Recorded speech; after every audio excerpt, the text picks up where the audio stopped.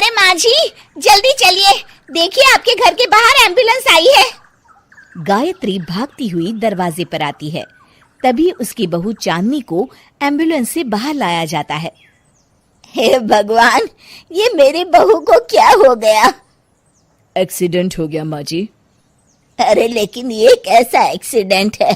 चोट तो कहीं नजर नहीं आ रही। अरे माँ जी, दिमाग में अंदरूनी चोट लगी है और ये अपनी याददाश्त खो बैठी है। हैं? मेरी बहू याददाश्त खो बैठी है, अब क्या होगा? अब फिक्र मत करिए, बस इनका अच्छे तरीके से ख्याल रखिए। मैंने दवाइयाँ दे दी हैं, अब मैं चलता हूँ। अगले दिन, अब तेरी तबीयत कैसी है बहू? बहू? किसकी बहू? हम भैरवगढ़ की ठाकुर विक्रम सिंह की बेटी रूपवती हैं। हम एक राजकुमारी हैं और तुम हमारी दासी हो बुढ़िया। अरे बेटा विशाल, बहू कैसी बहकी बातें कर रही है। अरे कुछ मत पूछो माँ, रात को मुझसे अपने पैर दबा रही थी। सर पर चोट लगने की वजह से इसका दिमाग पूरी तरह खराब हो गया है और ये अपने आप को राजकुमारी समझ रही है। तभी वहां चांदनी आ जाती है। तुम दोनों यहाँ क्या खुसुर फुसुर कर रहे हो? कहीं तुम दोनों मिलकर हमारे खिलाफ कोई षड्यंत्र तो नहीं रच रहे हो? हम तुम्हारा सर तलवार से उड़वा देंगे, समझे? अरे नहीं नहीं राजकुमारी जी, हम तो आपके सेवक हैं। भला हमारी इतनी हिम्मत? कहिए, आपने यहाँ हॉल में आने का कष्ट कैसे किया? हमें बहुत भूख लगी है। ए दासी, जल्दी से हमारे लिए भोजन का प्रबंध करो। आज हम शाही कबाब खाएंगे। विशाल अपनी माँ को चांदनी की बात मानने के लिए इशारा करता है। ठीक है राजकुमारी जी, मैं अभी आपके लिए भोजन लेकर आती हूँ। इस तरह विशाल और उसकी माँ ना चाहते हुए भी चांदनी की जी हजूरी में लगे रहते हैं। लाओ माँ, जल्दी से मेरा टिफिन दो, मुझे देर हो रही है। अरे ठहर जा, जरा दम तो लेने दे मुझे। सारे घर का काम मुझे अकेली को करना पड़ता है। तेरी बीवी तो राजकुमारी बनी बैठी है, सारा दिन हुक्म चलाती रहती है। अरे माँ, मेरा भी तो यही हाल है। फिलहाल तुम मेरा टिफिन दे दो, मैं चला। रुको, कहाँ जा रहे हो? अरे मर गया रे, ये कहाँ से आ धमकी? आज हमारा जुहू चौपाटी घूमने का मूड है और हमें अपने लिए नई साड़ियाँ भी खरीदनी है। चलो जल्दी से अपना वाहन निकालो और हमें ले चलो। अरे अब तो मैं गया काम से।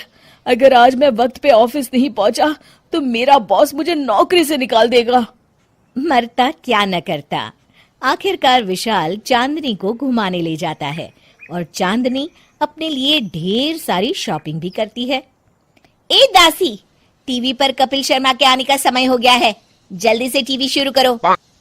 अरे वाह, कपिल शर्मा तुझे याद है, बाकी कुछ याद नहीं। बहू तू तो बड़ी चालू लगती है, अपने फायदे की हर चीज तुझे याद रहती है।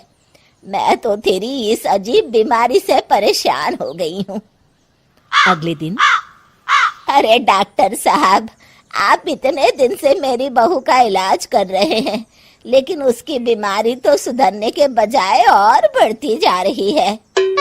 अरे माँ जी, ये दिमागी बीमारी है। बेचारी की याददाश्त चली गई है, वापस आने में थोड़ा वक्त तो लगेगा ही ना।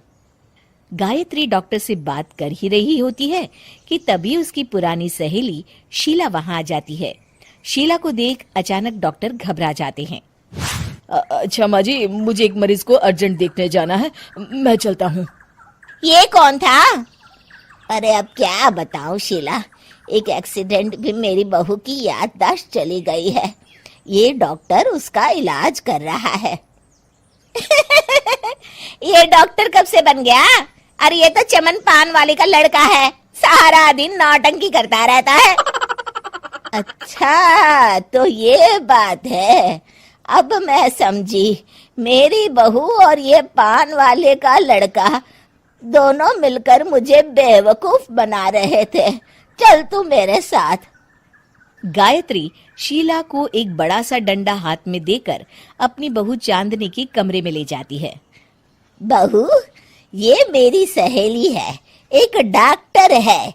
इसने तेरे जैसे न जाने कितनों का इलाज 2 मिनट में कर दिया है। इसका कहना है कि सर पर जहाँ चोट लगी हो, अगर उसी जगह दोबारा किसी बड़े डंडे से जोर से मारा जाए तो मरीज की याददाश्त वापस आ जाती है। देख, हम डंडा भी लाए हैं। अपनी सास की बातें सुनकर और हाथ में बड़ा डंडा देख चांदनी घबरा जाती है। अरे बाप रे, मैं तो फंस गई। इस डंडे की एक बार की वार से ही मैं तो चारों खाने चित हो जाऊंगी। अब क्या करूं, क्या करूं, क्या करूं? लेकिन गायत्री, डंडा सर पर ठीक उसी जगह लगना चाहिए जहाँ चोट लगी है। अरे तू चिंता मत कर, 2-4 बार मारूंगी तो एक बार तो सही जगह लग ही जाएगा ना। चल बहू, तैयार हो जा। अरे नहीं नहीं माँ जी, मुझे मत मारिए। दरअसल घर के काम करने से बचने के लिए मैंने ये सब नाटक किया था। मुझे माफ कर दीजिए, मैं कान पकड़ती हूँ। दोबारा ऐसी गलती कभी नहीं करूंगी।